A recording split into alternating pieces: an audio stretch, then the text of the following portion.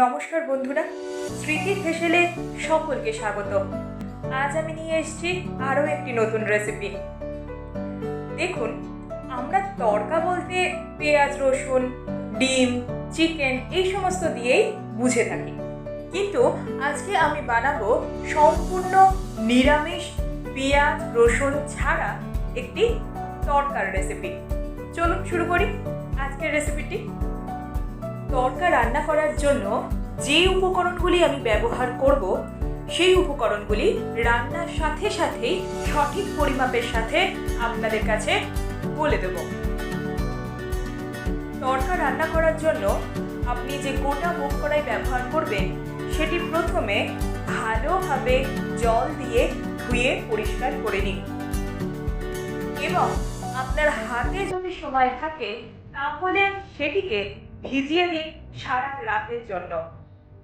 আমি এখানে প্রায় 200 গ্রাম মুগ কড়াই ব্যবহার করেছি।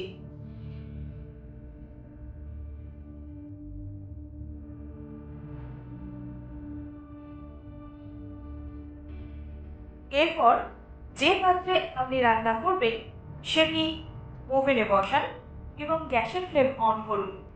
দিয়ে দিন 2 চা চামচ ঘি।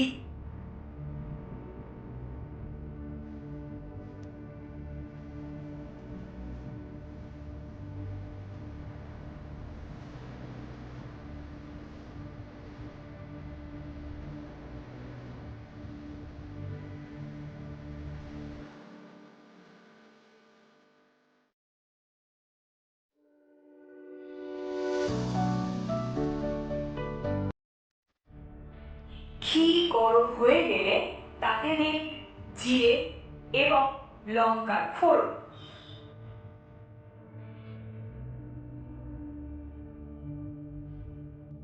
ফোড়ন ভাজা হয়ে গেলে তার মধ্যে আগে থেকে কুচো করে রাখা একটি গোটা টমেটো দিয়ে দিন এবং সেটি ভালোভাবে ভাজতে থাকুন। এরপর আগে থেকে 1 ইঞ্চি মতো আদা, যা আমি কুচো করে রেখেছিলাম, সেটি কড়াইয়ের মধ্যে দিয়ে দিন।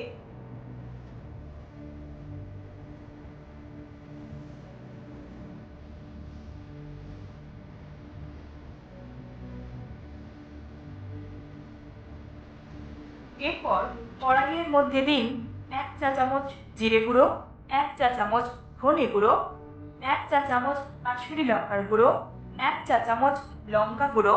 আপনি ঝাল বেশি পছন্দ করলে তার পরিমাণ বাড়িয়েও নিতে পারেন।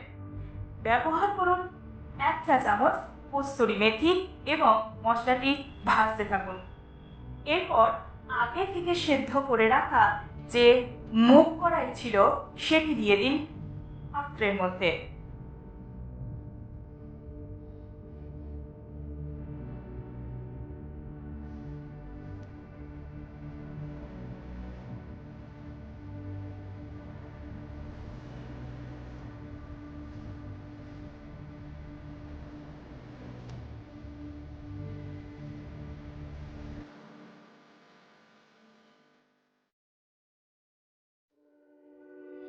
পর কড়াইয়ের মধ্যে ব্যবহার করব 1 চা চামচ হলুদ গুঁড়ো।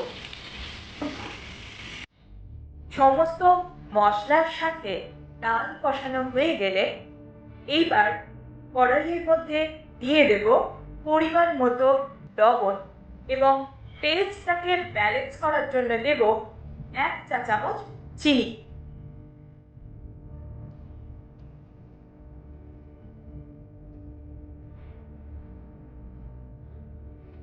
এরপর গ্রেভির জন্য ব্যবহার করুন 1 কাপ গরম জল, কিন্তু সেটি বারে বারে ব্যবহার করবেন, একবারে দিয়ে দেবেন না। আমি এখানে ব্যবহার করছি কড়াই সেদ্ধর সময় যে জলটি ছিল সেই জলটি। গ্রেভি ভালোভাবে ফুটে উঠলে নামানোর আগে ব্যবহার করুন আগে থেকে ড্রাই রোস্ট করে রাখা জিরে, ধনে এবং মৌরির একটি মিশ্রণ। সেটা আমি ব্যবহার করেছি 1 চা চামচের মতো, আর দিন গরম মশলা 1 চা চামচ। এরপর ঢাকা দিয়ে 5 মিনিট স্ট্যান্ডিং টাইমে রাখুন এবং গরম গরম পরিবেশন করুন নিরামিষ তড়কা। পরিবেশনের সময় আপনি অবশ্যই ধনেপাতা বা কস্তুরি মেথি ড্রাই রোস্ট করে ওপর দিয়ে ছড়িয়ে দিতে পারেন এবং অবশ্যই একটি বাটারের টুকরো ওপর দিয়ে দিতে পারেন। আজকের রেসিপি আপনার কেমন লাগলো তা লাইক আর কমেন্টের মাধ্যমে আমাদের কাছে আপনার বার্তা পৌঁছে দিন। যারা এখনো আমাদের চ্যানেলটিকে সাবস্ক্রাইব করেননি তাদের রিকোয়েস্ট করছি চ্যানেলটি সাবস্ক্রাইব করুন এবং পাশে থাকা বেল আইকনটি প্রেস করে দিন, যাতে পরবর্তী রেসিপি নিয়ে আমি চ্যানেলে হাজির হলেই আপনার কাছে পৌঁছে যায় নোটিফিকেশন। ভালো থাকুন, ভালো খাবার খান, সুস্থ থাকুন। আজকের মতো ধন্যবাদ।